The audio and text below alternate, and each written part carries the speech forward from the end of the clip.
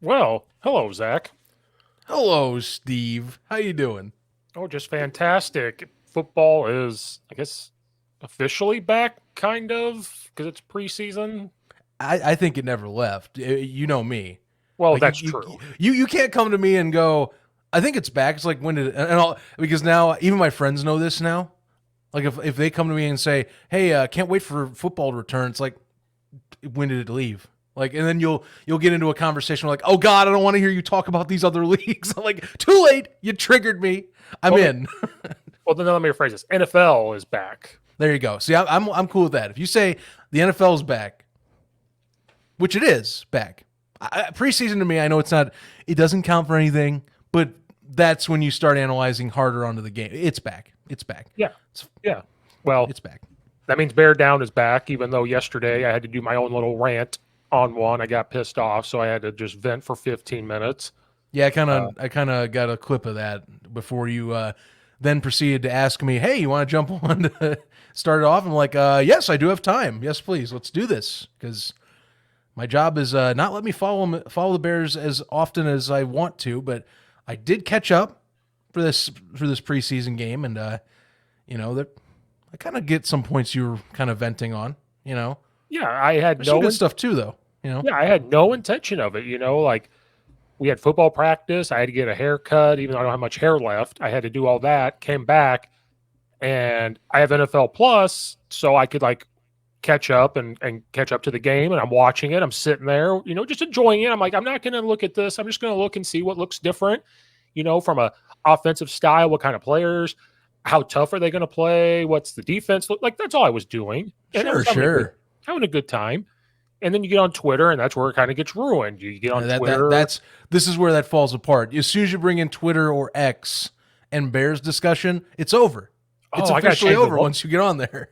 I gotta change the logo on here. I forgot I got the bird. I can't be doing that. It's X. I'm so sorry. Yeah, for another time. The X is worse, but whatever. Twitter will live on in our memory banks always. Yes. But that's what happened. Like I literally had no. That's why I think I asked you to podcast or to talk about this before I even did that, because I was just kind of like just sitting there watching it. And I'm like, oh, yeah, I'll just tweet at him or X at him. I don't know what it is, X Adam. but I had no intention. And then this is what I did. I got on Twitter, started reading things. I started getting a little bit upset. I listened to a certain podcast that's in Chicagoland, and they're booming. They're doing their thing. They get lots of views, respect. There's nothing Okay. wrong with it. I get on there to listen because I'm very curious. I'm like, I'm going to give them another chance. I want to find a Bears podcast to listen to. There's nothing wrong with that. I'm like, I got to give them a chance. I get on there and listen. I got mad within the first 10 minutes and immediately commented on the YouTube thing while they're talking. And I'm like, I Oh, just couldn't handle it anymore. And I'm like, what the heck? I And so got a then I got good mad. And I'm like, Steve, you have a podcast. Just hop on and vent to yourself. right. Yeah, the podcast you put it on TikTok. I know you clip those bad boys on the regular. I just put So up a clip right before we hopped on. There's a clip already. And then, I got an idea which one it is, but I'm gonna leave it alone because I don't want to get into a convo like this. But what got you? I have some guesses as to what probably got you a little riled. Besides, like I said, I know I cut a clip here or there, but like out of the entirety of the thing, again, my work schedule makes me crazy. I just want to hear the rest of it. What was the part that said that's it? I'm sent off. yeah, I was going to say, let's start. I want to start negative, and then I want to end positive because there were a lot of positives. There were good stuff out of this game. Yeah. There was. So I'm going to get the negative out of the way, and then I want to lead into something else. The negative was Justin Fields. Oh Now, no. that was what did it. Now, here's what threw me. So let me ask you this. If you looked on paper, so let's say you were at work, you didn't watch the game, you just looked at got on ESPN app, and you're like, okay, I wonder what happened. And you looked at the stat, and it said 3 for 3, 129 yards, 2 touchdowns. What would your mind think to yourself? And that was his only stat. Well, I mean, look, if you're stat track and you're going, oh hell, that's a pretty damn good day. Perfect passer rating, and your preseason game one, so you're only getting maybe like 2, max 3 drives, and usually you only get 2 if you have a good day. So even sometimes 1. So I'd say that was on paper in terms of like numbers, that's a good day. Mm-hmm. I would say, but as I am going to lead in, and I know you're leading into this, stat trackers, this is a PSA for all of you.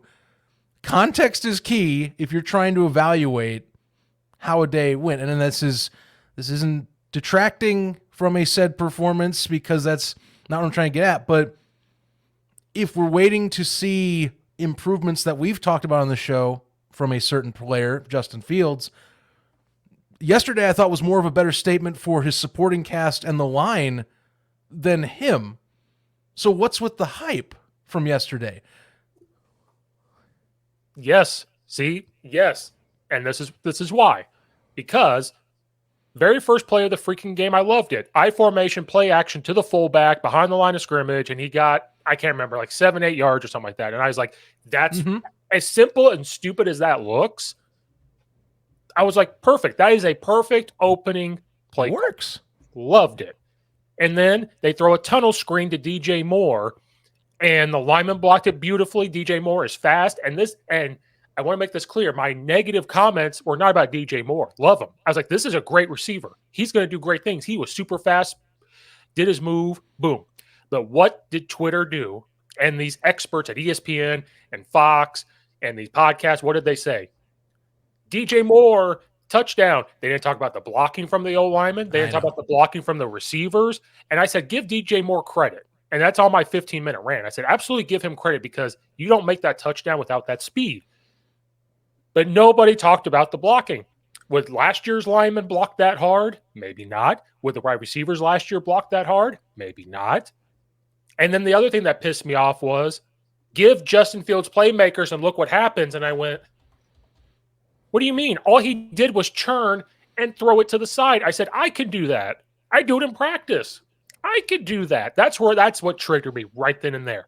I was like, I see what you're saying. Now, I will be a slight devil's advocate, because DJ Moore has pretty freakish open field skills. Now, before I go even further, though, because then you can counter, well, wait a minute. If you look at that screenplay, the line, I mean, I'll be honest with you, I was more impressed at look at the receivers blocking, look at the downfield blocking. Like, he had an alley that was, I would say, 2 yards apart from both shoulder pad to just cruise. And that's not even like a yard after the catch skill, which he is known for. That's just really good fundamental football being played on that play. The Herbert one was more impressive as an athletic play. I'll say that. The first screen pass for a TD, that was straight up gorgeous fundamentals at work. And I was like, holy, part. I don't care if you, I don't know if you like do the French, you can bleep this, I imagine, but holy shit. I was like, oh, no, wow, look at that fucking block. If you want to do F-bombs and whatever, I let you go. Themselves. But that's the thing. That's how I felt in the moment. Holy shit, look at this fucking blocking. That was impeccable for that play. Like, you see Jenkins going downfield, blowing people up like you would expect to. I think I saw Whitehair getting down there later on in the second level. Receivers getting their blocks, and that was the main thing. Like, with a good screen pass like that, like a quick like jet screen like you do with that, it takes time. You have to get good timing. The throw's got to be quick, but the timing part is crucial, because the blocks have to be sealed at the beginning of the play. Even before the passes hit, you have to have your guy, and you have to face your ass away from the play and get him on the outside, or better lock him up. Yeah, that was perfect. It's perfect. They sent every lineman. It was a tunnel screen. Every lineman was running. Every lineman was running downfield. And so I see what people are saying, and I understand what they were saying. Again, I take nothing from DJ Moore. It's not a touchdown if it wasn't DJ Moore, probably. And I understood it. I understood what people are saying, give him playmakers. But then when you listen to the podcast, they were like, oh my God, Justin Fields did great. He got it to DJ Moore. And so my argument was, if he was 3 for 3 for 129 yards, and one pass was a 20-yard post right in between over the guy's hands where nobody else could catch it. Then later on, does a rollout, throws it through a window in for a touchdown, something like that. And then you say all that stuff, I would have sat there and been like, awesome. He has proven me wrong.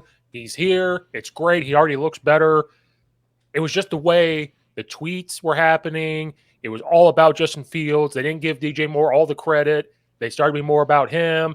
Then for Khalil Herbert, it was, well, did you see how good Justin Fields was to get him the ball? And I'm like, I'm more impressed about the two linemen running down blocking and what I Khalil know. Herbert did. Like I I'm going, know. and guess what? Some of those linemen were there last year. Khalil Herbert Mhm. was there last year, and they weren't talked about. It was all Justin Fields, and so it just becomes back to the media thing of they want him to be so good. They want him to be this elevated person. I don't understand why, but they do. And then I listened to that podcast, and I was hoping they would just sit there and say, "But did you see the blocking? Did you see this?" No, it was just they go listen to it. They got it. Justin Fields got him the ball. He is him. He's arrived, and that's when I was like, Yeah, that's where I'm going to put pause. Actually, I got to give praise because I do kind of go around the horn with read ups, just different Bears media write ups and how they kind of view the game. I thought Bears Wire, which I believe is like USA Today's like sports section, I thought they had the most level headed takes on this game, where it's like really good, like similar stuff how we're talking read up, where I'm like, hey, I agree with you. Like offense in terms of skill players balled out, but you can't read too much into 3 screen passes. yes, Like you can't, like here's the thing. We're talking about, and this is the Justin Fields combo that is going to dominate until we get like probably a third of the way of the season. We'll know what's going on, I think. With this unit, unless there's like devastating injuries across the board, you should know by like probably week 4 or 5 what we're going to get the rest of the year. And so Fields, you didn't see anything that I would say was stuff we're looking for. Like, can he evade the pocket? Yeah, we know that. He's extremely mobile and he can run. Honestly, that Khalil Herbert screen, if Herbert's not there, I know he's going to run the ball. Like he was going to run the ball. He broke out of the pocket, was already beating defenders on the edge. If Herbert's not there, he leaves the pocket. Now Herbert was there. Also, thank you for reminding me this on X unintentionally, but I was with some other people thinking that was actually an illegal pass or an illegal man downfield, but it's a screenplay behind the line of scrimmage, which means there was no forward pass technically completed. So I'm like, oh yeah, duh. Like it's boomerang. It's all coming back to you. Right. So breaks the pocket. I didn't see there. He didn't have any intermediate passes or timing passes, which is what we're looking for. We didn't have any long drives to break. Now, credit some folks, I'll get it. Touchdowns are a more important part. I'm just saying, like, if we're analyzing items and also the fact that it's effing preseason and that the Titans, much like the Bears, were probably sitting. I couldn't fully tell because I don't know the Titans roster well enough. But my guess is you had some starters on that defense chilling out there and sitting, and they're not playing to full. They're not going to go all out on a useless game. right. So I get it. Like this is the time of year I hate hype. Like this is the time of year hype is used on all 32 teams. You can find some way to argue to somebody on a fan base that your team's going to be the best goddamn team in the NFL. Like even the worst effing teams, like the Texans, which they are still pretty bad. They still have ways to go. But dude, CJ Stroud, he's the next godsend in the NFL. Yep. That was another thing this offseason. CJ's going to elevate this team. And credit, it's still way too early, but like this is the era of sports conversation we live in, and I hate it. Until we get into regular season, I despise the offseason because of how people try to hype you up as a fan just to potentially maybe give you a letdown, especially for teams that are the tweeners or the ones that are not playoff caliber. Yep. And I wish I was like them because I watch those podcast stuff. They get the 1,000 views. And I'm like, oh my God, maybe if I was on the Justin Field bandwagon, this would take off. I don't care.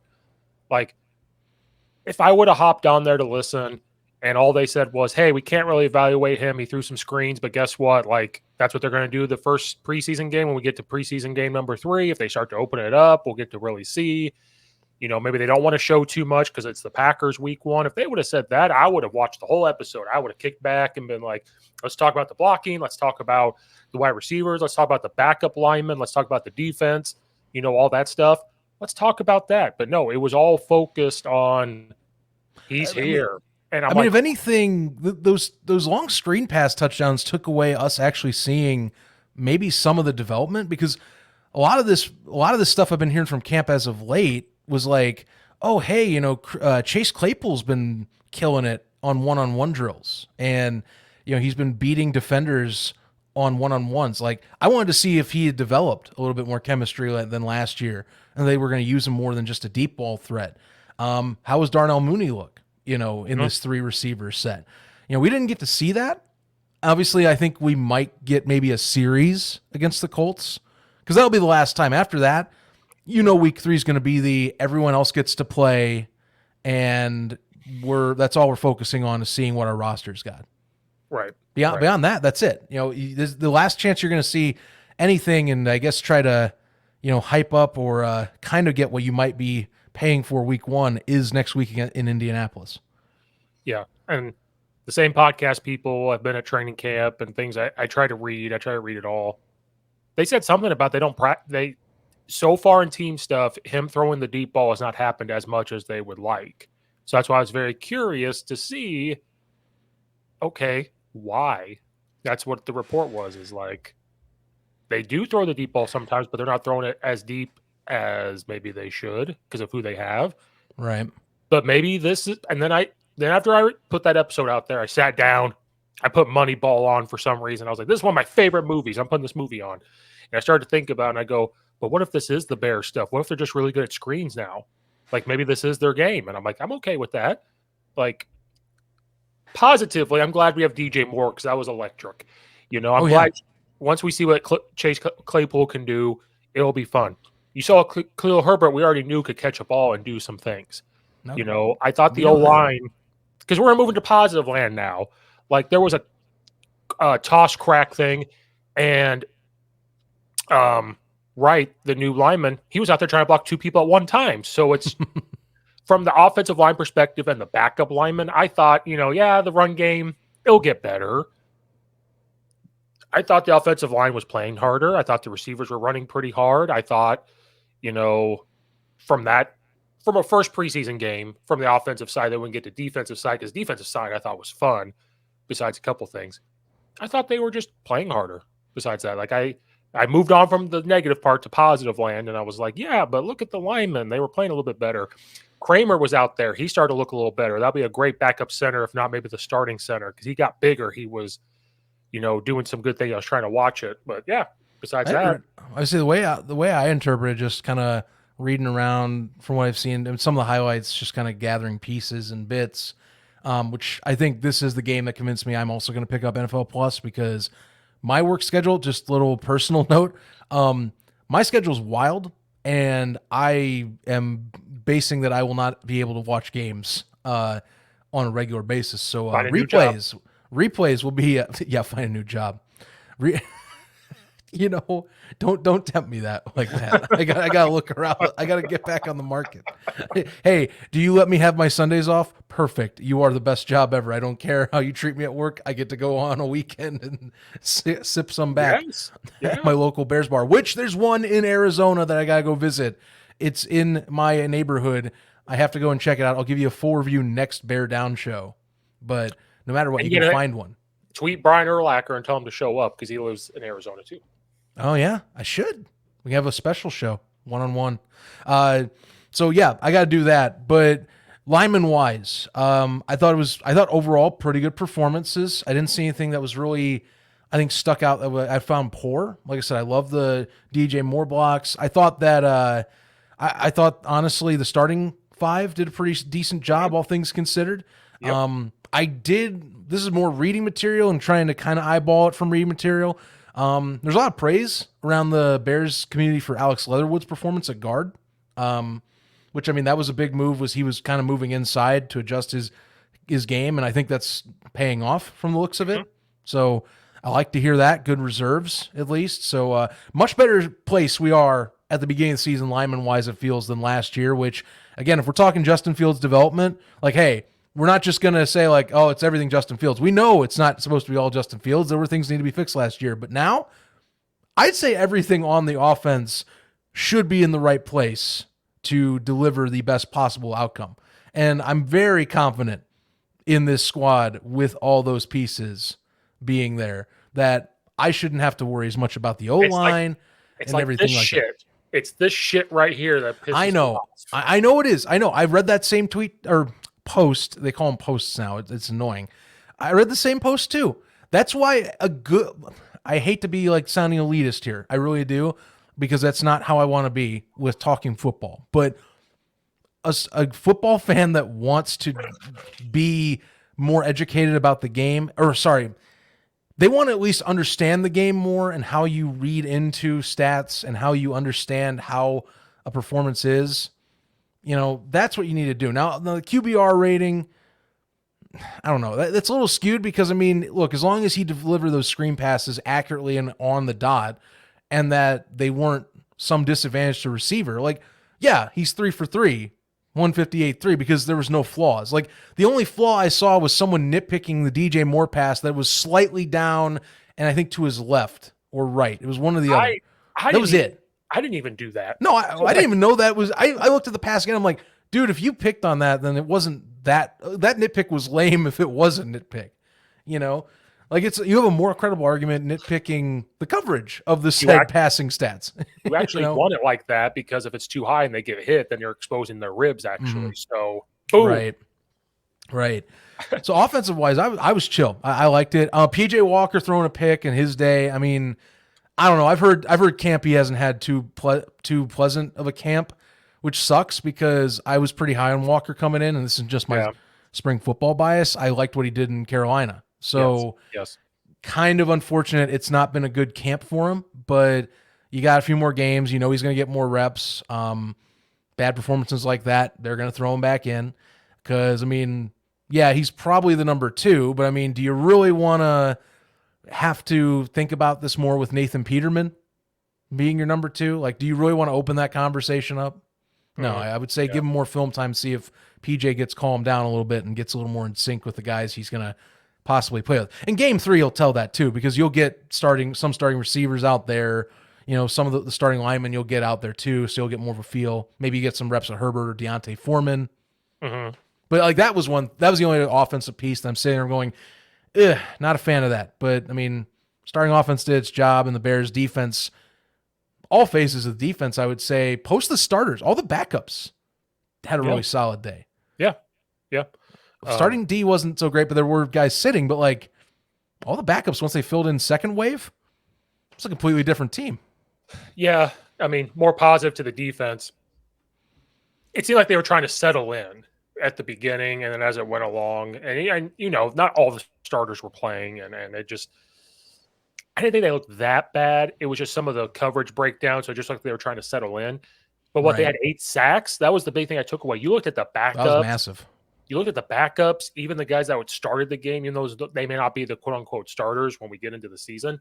One thing I noticed was how the defensive line, which was the big question mark, I know it's preseason, but we got to take the good that we can. They looked more aggressive, and there was more technique used. Did you see every time a tackle was going on, you saw a fist coming in to punch that ball out? Oh, yeah. There was glimpses of old school Bears defense in there, like how they rallied to the football, how the defensive line actually got pressure on the quarterback. They made him move a lot. There was times they didn't because they're dropping back into coverage and not blitzing.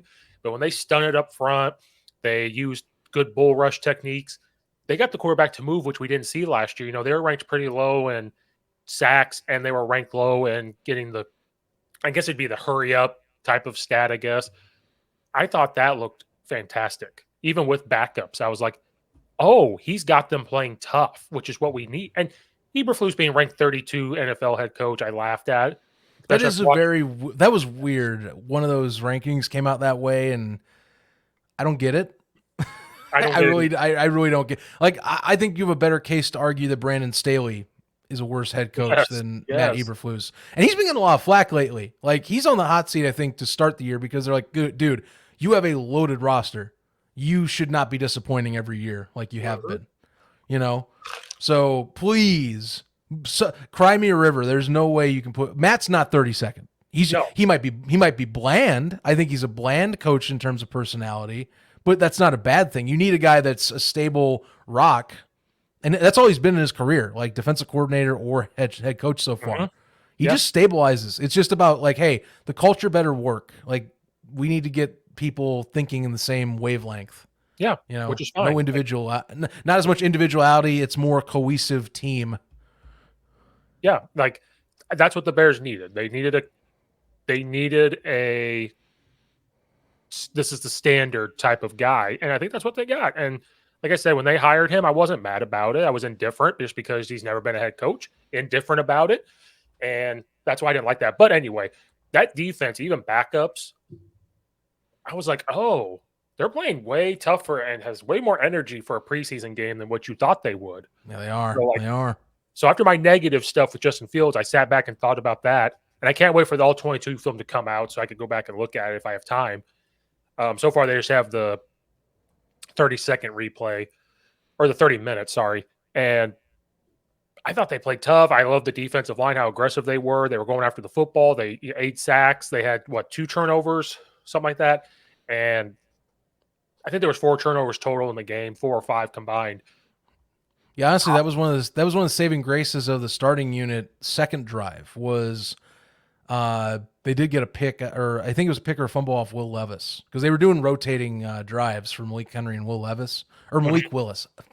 I'm mixing up. I keep thinking Derrick Henry when I'm talking about Malik, but also because I have a long story short, Arena Football League I cover. One of the QB's names is Malik Henry, so it's just real easy to just transition into that.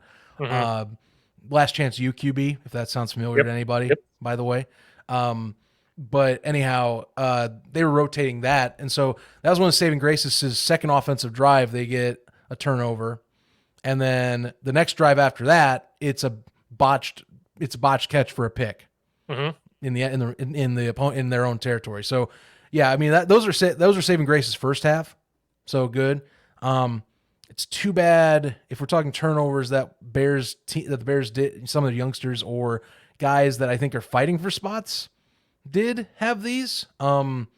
Specifically Velus Jones. That one was, I think that's most people's Bears comment, is besides like talking and praising the offense and like this Bear and the sack numbers, is that this is starting to feel like this is Velus Jones's last stand in terms of trying to say, hey, I still am, this is my specialty. Well, I don't know. The luster kind of wore off a lot last year.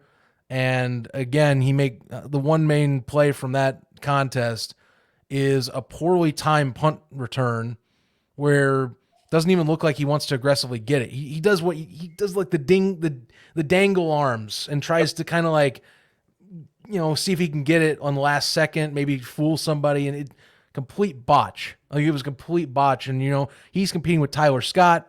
Tyler Scott had to fumble his own on a reception, but, punt return, if you're trying to find a place on the team like that, and Jones is already buried on the receiver depth chart, it's just not looking too good.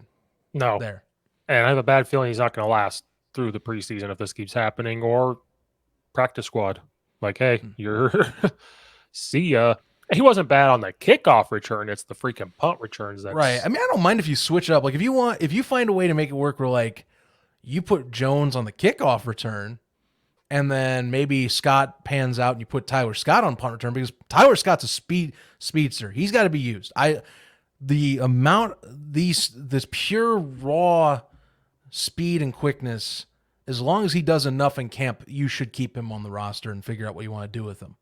right. Because that's a special talent there for that. And if he's good enough at punt returns, keep him there. Maybe keep Velus on kick returns, but like, you can't just keep seeing the same errors happen. No. Because that was the problem he had last year, is he would take risks or wasn't securing kicks or punts. And that's where he got pulled the first time. Yeah. Later got put back in, but he got pulled for a few weeks because he was careless. I was kind of shocked to see him back out there. I was like, oh, he must be doing good. And then boom, I was like, well, we've seen that before. And you've got other guys that can return punts. Like, there's got to be somebody else other than him. But yeah, keep him on kick return, because he was on KO or KOR. Looked pretty good to me. Yeah. And that's the thing. When he does have the ball on a punt return, kick return, he can make something happen. That's the sad thing. But like, if you can't freaking catch it, you are not realizing that you should probably fair catch this and not try to take a risk. Like, there's an issue. Just pick your battles. Like, it doesn't work often enough where you can have a last minute choice like that work out. It doesn't usually. You're better off just letting it bounce, or you're better off, committing fully to getting it, and that's about it. Or last minute you pull away. Don't last minute choose to catch it unless it's a good enough bounce off the turf and you feel like you have enough distance to run up on it and do something. Right. But even then, I don't approve of those type of punt returns, because if that thing bounces, it goes to you and you're like, I'm going to get it, and the point of the ball hits your chest and you can't grab it, that thing's bouncing right back at the defender. Mm-hmm. So I'd rather you not take those risks. Like especially if you're making a roster spot, just prove that you can secure the ball confidently. Mm-hmm. That's all they want to see. They just want to look, you got pressure in your face. It's not just Bears coaches throwing those big, you see the practice video where they're throwing like these big, bouncy balls. Mm-hmm. These ain't bouncy balls that roll slow. These are real people with muscular tissue and bone that will smash into you the first sign that they see you touch a football. Like, they're ready for it. Yeah, I'll be curious to see if he gets another crack at it in the next game. But if he does, I guarantee you that's probably the last one. And we may not see him week one. It might be. I'm having a vibe that we might not. And the other factor, too, is look, you have a guy like that's not, I would say, getting the hang of what he needs to do to stay on this roster. I hate to even bring this up because I don't like it in this sense, but he's also behind the curveball age-wise, too. Yeah. And Bears knew that when they picked him up. But if he's not contributing right away like that, and you have a young guy like Scott who is fresh out of college, or someone else that is on there like Khalil Herbert, who was taking kick returns last year. I don't recommend that because I don't want my running back getting beaten up more. But I mean, if you got a good running back, then take the kicks, and Scott takes the punts. Where's Velus fit on this offense or in the special teams? And the answer is not too many places for a smaller guy like that. Right. That is already way behind in the depth chart, by the way. Scott might be the best choice because that guy's fast. I mean, dude, the speed alone. Like, the USFL had their draft last year, and someone picked him up, and I went, that guy, that was the most confident I was in that someone's not going to the USFL. I was like, that dude's raw speed, there's no way come draft night he is an undrafted free agent. That man's getting picked up. Maybe mid to late rounds, which got picked up mid-ish late rounds. I think it was, if I remember, a 5th round pick. So, he was there. And I fully agree on that decision. If it's a speedster and he's got good enough hands, no Darius Hayward Bay type of stuff like the Raiders back in the day, then yeah, I'll take it. Seriously, I'm good with speed. Just make sure you secure the ball, which that's the main thing I knock on Tyler Scott. It's like, hey, I want you involved, but dude, you need to you might have a small frame, but you can't let that pop out. No. You can't do that. No. That also applies for your punt return skills too, because once you get that ball and running, you better hold that thing into your purse really nice. Hey, at least we still have a kicker, though. We do? Never have to worry about the... Oh, did you see the video of our old head coach throwing a ball because they were playing the game of they could hit Matt Nagy. Post? Yeah. And he hit the goalpost, and Patrick Mahomes didn't. And the tweet was, this isn't the first time Nagy's seen a doink off the goalpost. Something about doinks off the goalpost and Matt Nagy. It combines so well. I saw that tweet, and I was like, too soon. Too soon. Still don't talk about it. I know. Because we wouldn't be in this situation if it wasn't for that doink. It might be something else. Good God. The everlasting legacy. He'll never let that one down. Although this will be this year, if you're talking teams and their intertwined legacies, I am kind of curious, because Nagy, first full year, he's going to get calling offense there in Kansas City. I mean, to an extent. I know Andy Reid's still going to be your overseer. He'll take it over if he senses trouble. But there's no Eric Bieniemy there. And you see how Eric Bieniemy's handling things over in Washington, or how Ron Rivera feels like that's going. So yeah. Something I've been focusing on, because as soon as that comment came out, I was like, oh, some guys go to Eric, some don't. I'm like, wait, what are you talking about? Are you saying there's clicks in your team at the podium? Yeah, excuse me. The whole Eric Bieniemy thing, people are like, why doesn't he get a job? And I'm like, well, maybe because he's not the full play caller. Is there a reason why Andy Reid has a play sheet? That doesn't help. If you're hearing my own offensive coordinator is only having guys report to him for some reason. Yeah. Like, what the hell's that? Well, they're Excuse saying me? he's too tough on them. Apparently, is what they're saying. Mm-hmm. But maybe he is. But I mean, he had a good answer at the podium when they asked him about it. They straight up asked him, and he had a good answer. I mean, he does things differently. But like, if you watch, have you watched the quarterback thing on Netflix? I need to find more time in my day. I really It's do. good. It's good, and you kind of see of insight to practice. Andy Reid doesn't seem like that type of person, so I don't know where this guy learned it from. I'm not saying Andy Reid is soft, but like that's not the vibe I get, and people love Andy Reid. So I don't know who knows. You know, I know. we live in a world where they try to get people in trouble, they try to get them canceled, and all this stuff. And who knows? But I mean, the fact that Rivera and him so far are not on the same page is like, then why'd you hire him? That's going to be the question. Is now I think Eric Bieniemy is over there. Like, wait a minute, I don't have Andy Reid, I don't have Patrick Excuse me? Mahomes, I don't have Kelsey, I don't have. Wait, what? And that's why I'm curious. Like, first of all, Matt Nagy's not the full-time play caller. We know this. We know this. People in football get these titles to help them get jobs. I know that happens in college football for a fact, and I know it happens in the NFL. Now, the fact of NFL, I don't have factual evidence on that, but I have connections to college coaches. I know for a fact those titles get put on there because it helps them get jobs. Like, oh, you were the offensive play caller? That's cool. Okay, then why'd the head coach have this play sheet in front of him? Like, if you're the play caller, that head coach doesn't have a play sheet in front of him. Like, that's widely publicized, like, in terms of, like, Andy Reid. That's why I even put an asterisk. It's because, if things go south, he's pulling back the leash and taking the play sheet back. Like, that's how it works. It's very much like, I praise him for the, hey, my guy's calling plays. That's how Matt Nagy got his damn job in Chicago. It's because he let him call plays for the end of a season. And then they went, oh, those are his plays. He's going to revolutionize the Bears offense. And then we learned later he was just more trying to be, he was more about playing, how it's my way or the highway later, or early on it was about, well, I'm playing cute because I want to play a cute offense. And, we know. I don't have to go over this story too many times. We both know. That's how we got to hear. Look at Nick Saban. Does Nick Saban have a play sheet? No, he walks around the sideline because he has coordinators. Now, if he wants something, is he going to tell them that he wants this and they have to do it? Yes. And that's what's going to happen with Matt Nagy. The moment something doesn't go right, you're going to see Andy Reid walk over by him to make it look like he's doing it, but he's just going to be standing there like, God, you're an idiot. Why would you call this play? Call this one. Hey, you moron. Come on. My image is on the line.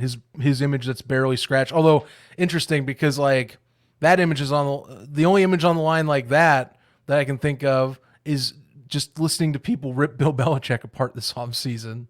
Oh my! And look. I know we're on a total tangent right here, but like that's something I've been getting at where I'm like I don't fully disagree with people ripping because dude deserves his flack for the way he chose staff last year to call offensive plays. Is the deal. Yeah, but I just don't agree with what. Yes, if you're going to criticize him, like they haven't won a lot since Tom Brady left. The whole. I don't care about that. Like any of the stuff that's discrediting the legacy, I'm like BS. Stop doing that crap. My conversation's more on. Yeah, no, you can rip into him for hiring a defensive coordinator, a special teams coach to run your offense as co-coordinators. That was a dumb move. Everyone knew it. And it did, and that's exactly what happened. It frustrated your QB and your offense. Even if Mac Jones is this like pretentious like crybaby guy that people label him as, I think there's some credence to dumb coaching hires that should be let in there when your quarterback's saying we're running simplistic plays and not being creative and being predictable. Yes, I totally agree with you. It was the legacy thing, and people talk about how he should be fired if they don't do something this year. I'm like, oh, what? Like. Again, it's the ESPN experts in quotation marks, and it's the Fox Sports experts. Well, they played in the NFL off. Like, I don't care if they play in the NFL. They're not these experts. It's that part. It's the part of his legacy and firing him. And I'm like, well, first of all, they won like 8 or 9 games. I wish the Bears won 8 or 9 games. Like, let's calm down here for a second. They're in a rebuilding thing. You think he's earned the right to not sit there and be like, well, let's fire him. But I do agree. The whole staff thing, yeah, you could criticize him all you like. He's the greatest NFL coach of all time. I don't care if people say Andy Reid, as of right now, is not better because of what Bill Belichick has done. But You could reap into them. I didn't understand it. I was like, wait a minute, what? So they should be better. Bill O'Brien in there calling plays, an actual offensive guy calling plays. They should be better now. Send who called plays? Oh my god. Well, you had Patricia, Send him back. And then you also had another failed coach in Judge, wasn't it? In Judge, yeah, Joe Judge. That's right. Yeah. Again, special teams coordinator and a defense coordinator calling offense. Again, it's pretty simple, guys. Like that instantly is those are red flags. Like what you're doing that? Sorry, red flag. I don't buy it. You know, And now they got Bill O'Brien, which I actually am sneakily curious how this will go. Even though I know Mac Jones has been throwing picks a lot in training camp, but like random thing is I actually kind of like Bill O'Brien being picked up because I think it makes sense. You know, 1-1 make 2 and. They work together, and I like it. Anyway, I need to get this. I need to stop. We need to get this thing back over on the right track. Get away from the station. We're back on the main rail. I want to touch one more thing on defensive side. At least something that everyone has been talking about and reading up. And I get the big hit from Kyler Gordon made people go, "Whoa, that was huge!" Oh yeah. It was a fumble, and I'm like, okay, but like guys, I don't know. I think Kyler Gordon, we saw last year, progress is going the right way. But this is where I come back to overhype and like people just trying to find something to hype. I'm like, big hits, like maybe if it caused a fumble. But like, if the tagline is Kyler Gordon had 2 massive hits, that's it? Like, they're not like, what was the extra part of that? You know? Mm-hmm. I do get the point on the first one where it's like, it was borderline a fumble. Like it looked like a fumble on at one point, but then was reversed. But I'm like, he was physical last year at times, I thought. Maybe I'm misreading that because that's like one of the big taglines from the game is like, Kyler Gordon's here. I'm like, he's here for getting 2 big hits with bad tackling form? What the hell are we talking about? Yeah. Am I missing something, Steve, or am I on the track here? I think overall it's just the fans want something to be excited about because we have nothing to be excited about for, a couple years. I think that's what's happening. I think it's overcompensating. I think they're trying to find something to be happy about. Like certain people were tweeting Super Bowl, the Bears are back. Now some of them I know. Okay, you need to find me one of those tweets because I'm like, guys, I get we have a fun year, but like, come on. Well, man. That's what I'm saying. Certain people that tweet them, I know for a fact they just tweet them because they're stirring the pot. That's fine. Yeah. And they're public figures in the world, and you can figure out who that is. They just moved to Chicago, and that's all I'll say. Like their company just went back to Chicago. Like they tweet it, it's just them. I know. Well, like here's what I'm going to say. Like again, USA Today's Bears Wire. I think I might have found my favorite write-ups because it seems like whoever's writing these feels a little more like understanding about the situation we're in here. Because like here's the part on Kyler Gordon. Everyone's written about Kyler Gordon. So like if you go to a takeaway, someone's going to put a point about Kyler Gordon and that massive hit over the middle that he had against Chris Moore. It's a 30-yard pass play. Like that was the thing I took away was, okay, they gave up 30 yards on basically a middle level slant essentially. But the thing was it was a massive hit. And the take on it is it reads this, on the first play from scrimmage, Willis found receiver Chris Moore for 30 yards before Gordon laid the hit stick on him. A few plays later, Willis went back to Moore where he'd hauled the ball in, but it was jostled loose by Gordon's second hit for incompletion. The Bears challenged the play, but it was upheld. Regardless of the result, Gordon's new sense of physical play is a sight to see. He's shown to be a surefire tackler throughout his rookie season, but now he's looking to do more and possibly create a turnover. Perhaps this is the revitalization of the peanut punch on the lakefront. Charles Tillman must be proud. So this is what I've been seeing too. Now, and again, I like Kyler Gordon's end of the year. I actually am trending. I've trended up a lot more since the beginning of the season on Kyler Gordon last year. I mean, you remember on this show, I was like ripping into him. I was like, this dude is feeling like garbage. And credit, he did come out later in the training camp and claim that he had a concussion that was apparently part of the hindrance of his first third of the year or so. And I'll give him that slack because I don't know players' injuries off the gate. Like, I don't know that unless I'm in the organization. So whatever, I'll give him that. But like, dude, this is where like it kills me, like going on like X or going on sites is I read lines like this. Perhaps this is the revitalization of the peanut punch. Hold the frickin' phone, man. Like I like the physicality, but like, dude, you're jumping from second year player to Charles Tillman in a preseason game. Yeah. Again, it goes back to Like borderline should possibly be a Hall of Famer if some voters wanted to think that way type of player. yes, You know? yes, and that's the thing is they're trying. God bless you. You're trying to find something to be excited about. Maybe I'm a negative Nancy, you know, and maybe it's just written the wrong way, kind of like the way I take the Justin Fields tweet. Maybe it's more for DJ Moore than it is for Justin Fields, but I take the tweet a certain way. Maybe this is them just saying because I think it's just typed up the right way. Because if you watch the whole defense is punching at the ball. So maybe Oh yeah, no, I like the conversation on the defense's physicality, but this is where I'm just like, I'm trying to read between the lines of are we talking serious or are we talking like we like wishful thinking where it's like, oh, this is it, you know? Because like Gordon's a second year player, you know. We don't see us around around Jaquan Brisker because Brisker had a damn good rookie year. He was arguably the brightest rookie on the Bears last year in terms of production and his draft stock. So like this isn't going around him because we already know he's a physical safety that can blitz and can lay the hit stick in the secondary. Gordon was the one that people were questioning for the majority of the season because of his mixed production, ended the year on a high. And it's funny, we're seeing the same kind of like, oh, I hope this guy pans out type of thing, where it's like we're almost like trying to wish it into existence, where we see these big hits. It's like, this is it. This is the replacement for the guy we've been waiting for, like the peanut replacement. You know, we found it. And I'm like, chill the frick out, man. Yeah, they went 0 to. That's ever since last year. I started to realize we go from 0 to 100, and then 100 to 0 really quick. It's you know, last year all the excuses they made, it was from 0 to 100 on the excuses, then they go backwards on the excuses and move them around. This one is look at the quarterback. He's a Hall of Famer. He's going to ball out.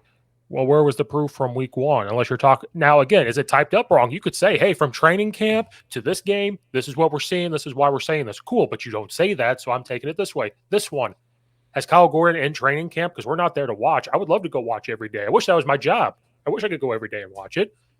Is he not hitting like that in practice? Maybe because it's the teammates, jackass. Maybe that's why he's not doing that. Maybe he didn't hit that hard last year and we didn't realize it. Maybe, but you could type that up. You could say last year we never saw a big hit like this, and then we saw it. Like, but again, don't go from 0 to 100. Now, if this is a 7 year corner and he's been doing this for a long time, then you could give him the Peanut Tillman thing. Like, oh yeah, he gets fumbles, he does this. And again, I think it's almost, I almost look at it as like a reflection of like, to a degree, like how people view Justin Fields, because Gordon, remember last year, who was the highest drafted Bears player from last year's draft? Who was it, Steve? Last year? Yeah. Was it Tevin Jenkins? No, Jenkins has been around longer than last year. I thought Kyle Gordon. Oh yeah, Kyle Gordon. Sorry, I drew a blank. Don't put me on the spot. That was 2 years. That was 2 years prior. No. Just think about this. I still think it's 2020. That's why. I know. It's good. It's good. But look, I don't know. I just see kind of a pattern. You know, highest drafted player and all that. And if you're a fan, yeah, you want your players to pan out. I want players to succeed. My thing is, don't force me to have an opinion. Like this is why I feel like everyone pushes you towards is like, do not force me to have an opinion that this is already happening. Like, I shouldn't be having the consensus of Bears folks on social media say, you need to believe this, otherwise you just hate to hate it, or you just don't believe in our players. Like, no.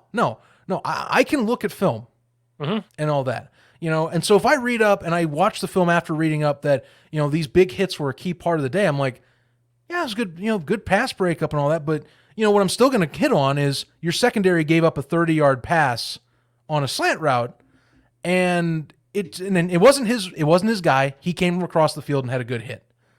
In terms of pop, wasn't a great tackle, it was a good positive hit. But I'm taking more away the fact that you gave up a 30-yard pass play. You know, like the hit stick hits are great for highlight reels. They're not great if you're giving up 30, 40-yard passes and losing on possessions. So that's kind of what I wanted to put at. It's like, love the hit, Kyler. I really do. But damn, guys, we really are putting that much stock in a 30-yard pass play being given up. Like, did we miss the context here? Am I missing the context in this? Again, they're trying to find things to be happy about no matter what, and that's why. And maybe this is overthinking it. Obviously, I can't watch the news because everything's political. Oh, Sports, dude, hey, you know where I've told you where I work. You you know damn well I only well, get why, one side of the coin. I have to fight for the other side. So that's why I'm not going to say one side of it, but like that's why I can't watch ESPN anymore unless it's a game. Like if a game is on ESPN, I watch it. I cannot watch Sports Center anymore.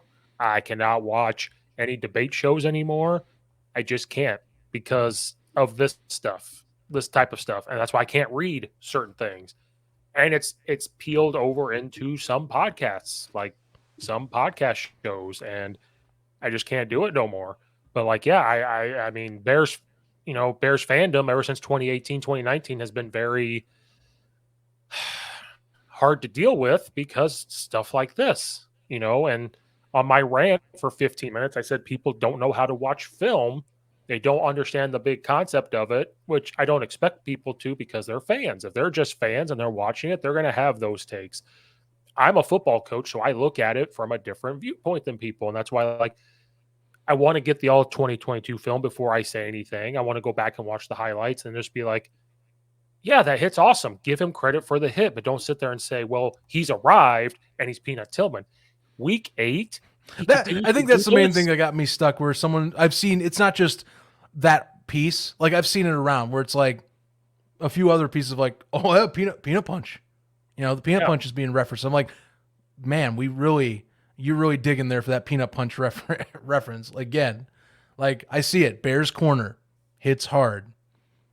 I didn't see anything that made me like think peanut punch though, or like this is a Charles Tillman archetype. Like, wait a minute now. The announcers will do that when they see Bears punching it out. They go, "Oh, they're trying to That's one thing when an announcer. Oh, right, and this is around the NFL. Like, honestly, just for the fact that has spread and it's called the peanut punch in like in wide NFL circles, like that alone is the argument. I'm like, look, this is a player that changed a piece of the game. That's a Hall of Fame talent in my eyes. I know it's more borderline. Some folks I think of Deion Sanders. I could see Deion being like, are we really just giving out participation Hall of Fame awards if Charles was picked up? Like, no, BS. He changed the game for corners. They weren't calling it a peanut punch during Deion's era. I know Deion was a damn good corner, arguably the best to ever play it, but like they weren't calling it the effing peanut punch. Charles Tillman made the peanut punch. Right. He was the one that defined that turnover style and is what is practiced as a normal thing for good defensive principle anymore. Yeah. If you have an aim at the ball, especially gang tackles, if you have an aim at the ball and someone's getting that initial one, punch that sucker. Get some good contact on that bad boy. So like, that's what I'm saying. Like we're talking like a guy that should be Hall of Fame quality or like in that conversation someday if they get a chance. But that's where I'm like, chill out, man. Right. Like, don't reference that. Say, I agree with you if he's physical. I'm like, yeah, I want that physicality. But like, don't hype me up that much like that. That's a little nuts. Right. So, nope. Yep. I agree. But that's where Bears writers and fandom are, and maybe the Bears Wire is the best place to get it, but we're never going to have a perfect. None of them are perfect, but I think that's the one. If I'm going to at least kind of sit down and kind of like combine my thoughts on the week or like what's ahead, they seem to have the best. Like, okay, let's play some devil's advocate and not just go, this is all possible type of scenario where it's like, it's all best case. Cause like, that's not how the NFL works. Okay. Right. Like you're never going to get the perfect best case, Right. You might have a surprise season. I think the Bears are in the candidate for being that surprise team this year. I'll give it that. I think there's a shot for that, but like, you still got to temper expectations until you hit the field come second week of September. Like that's where we're at right now. That's my issue is, remember where we were last year. Like, I mean, shit, man, we won against the 49ers. Does anyone remember that we beat the 49ers week 1? Even with Trey Lance? Like, we did get a win against an NFC championship team week 1, and everyone thought this was it. We're going to be the upset favorite of the year. And then look what happened. With the roster that was considered garbage by the end of the season. Justin Fields doesn't have good weapons. It's all disservice type of stuff. Like, I really could whip that out and be like, guys, This is why we need to chill the hell out before we just jump in to the pool, you know? And it's preseason. And it's preseason. It's week 1 of preseason. And we're complaining for an hour. Like, that's why. Again, I thought I asked you about talking about this. Now, if we didn't, it was fine because it's preseason. You're busy. I'm going back to work. Didn't bother me. Then I Shoot, dude, we didn't even like. Here's the other. Like, if you want me to even have a different conversation that I think isn't being talked enough, and I know the Bears, you can't even have a equal one because the Bears rested starters to a degree. Titans didn't even play their first team offense. Yeah, They didn't. There's no Derrick Henry. Ryan Tannehill. No Ryan Tannehill. Yes. Yes. But you know what? If they want to be excited, like, There's no D-Hop. No. And that's the thing. People, they're like, oh, well, I'm just a fan. I'm excited. I'm going to tweet things. If you don't like it, don't look at it. I fully get that. It's just when I see 100 of them or 200 of them and it's these stupid takes and it's like, hold on a second. I'm glad you and I can have these cleansing convos because you and I go through very similar things about when I scroll through and try and follow guys that I do want to follow for takes, but then I go, Jesus, man, like I almost want to see how like out there we're talking or how I would say the organization does no wrong type of take where it's like, even if this looks bad, I can spin this in the Bears' favor. Yeah, you know? there's a guy works for NFL, has a podcast. He's a Bears fan. He is insufferable because it's Justin Fields is my quarterback, and you guys don't like it. Blah, blah, blah. And I'm like, I want to follow you guys because you're Bears people. Adam, I want your job because I could be a Bears fan and do it probably a bit better. That's the other. Then I get more mad about that because I go, I could do your job. You know what? I should call NFL and be like, what are you paying him? Oh, you're paying him $200,000. You want to pay me 120, and I'll do the same thing. I'll save you some money. I don't know. It's fun. Yeah. All right. I get if you're a passionate fan. I'm just saying, like, come on. You can be a passionate fan or you can be like an analytical fan. There are two streets. Yeah. Here. One of my buddies put on there. I wanted to argue with him, and I didn't. And then I left it alone. He tweeted, or it was Facebook. He put on there. He said, "Oh, I'm going to find it in like 6 seconds," and I was so mad about it, and I don't know why. Oh, we have ourselves a quarterback. Let's go. And I'm like, I put my phone down. I was like, what? Like I said, I really do hope game 2. I know there are not going to be too many possessions, but like, I do want to see. Again, it comes down to game flow, of course. You can't predict 2 long screen passes going for TDs. Still incredible. Like I said, those are still incredible plays. I just want to see what happens when we have to run a regular offense. Like, you can't just rely on the home run plays because you know that's how this works. You're going to have the good teams that are not just going to let you have the homers. You know, you got to be able to move it down the field like a regular 3-down offense type of setup. So that's why, to bring it full circle, if I looked at you and gave you that stat, your mind would have been like, oh, he had 3 passes for that. One of them had to be a shot, one of them had to be a window pass, and one had to be a big play. I've moved on from that a while ago. That type of thought. Like, you have at that point, if I see that stat line, like you're saying, that's it. Context is then the key. I go, okay, cool. Where's the highlight package? Well, that's what I'm saying. That's where your mind goes. When you see those stats, your mind immediately goes to, oh, it has to be one of those 3 to 5 things. Then you looked at, I never would have said screens. Then you watch the film and you go, oh, wait a minute. Screen, and a fullback throw that got about 8 yards. Okay, now, I didn't want to hate on Justin Fields. I'm not hating for yesterday. I'm like, yeah, there's nothing to hate on him for. There's nothing to hype him up for either. So that's why I'm like, I have the same thought of Justin Fields as I did coming into the game because nothing was proven. The only thing I took from that stuff is I love Khalil Herbert and pass routes. That's why I wish they would have done more with him last year. Yes. And DJ Moore is going to be electric. That's about it. And I'm like, that's all I knew. Oh, and the lineman can go run screens. Now, in a certain situation, you can run that tunnel screen and you have the lineman to go do it, which is fantastic because last year we couldn't really say that. That so brought a smile to my face. That's the main thing it brought. I'm ecstatic for the fact that our line, last year by the end of the year, statistics were actually showing that the Bears line wasn't too bad. No, Like the if you go back to PFF the end of last season's stats, they actually ended a lot of categories in the middle after beginning the year horribly. The PFF rankings that were like, oh yeah, the Bears actually have like a top 15 line or something, and it was like, oh, so they really aren't as. That's why I got pissed off. I'm like, So they really aren't as bad as what people were saying, like a wet paper towel with a bunch of toothpicks as weapons. Yeah, that's why I got so mad. I'm like, oh, so they're really not that bad. What are you going to blame now? Oh, we're going to blame the receivers. Okay.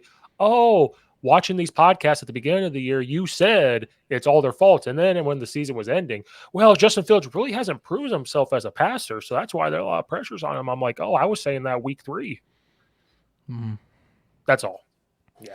Yeah. Well, is what it is. Still though, I do love the line presence. I love honestly the lines. That was it. Like the 2 lines, both sides of the ball. Yeah, they were great. Sign me the hell up. I mean, shoot, man, you got people talking about before I leave, I can't leave without talking about Travis Gibson and the fact that he, I think, is building his stock. Yes. Yep. After being buried, apparently having a terrible, at least getting a terrible start to his camp where they're like putting him low on the roster. And it's like, I'm seeing here not only his highlight reel, but the fact that even in practices now, it's sounding like he basically got a flame lit under him where it's like, okay, am I getting disrespected for doing good work in recent years? You know, he looks like a gamer, and good for him. Good for him. Loved it. Yeah. Yeah. The for him, Zach Pickens getting a sack. I mean, I know there's 8 sacks, but we talked about Pickens and how I like his run stop ability, but him getting back there, I'm like, okay. Yeah. Okay. Work yourself in, two-way play or two type player. Yeah. All-around player. I like that. Love it. Loved it. Good stuff. Yeah. We covered it all. I think we got the round table. Yeah, we had some positive, we had some negatives, we had some therapy sessions. We're all good. It's all fine. Yeah. X is just could be annoying. It can. But you and I, we chat through it. It's all good. Yeah. Not saying that we're the end all be all. I do not want to come off to people that tune in like, oh, these guys think that they're like these elitist types. It's like, no. We're just telling you, it's not all. You can't look at everything as a rose tinted glass as a spectator. That's how it is.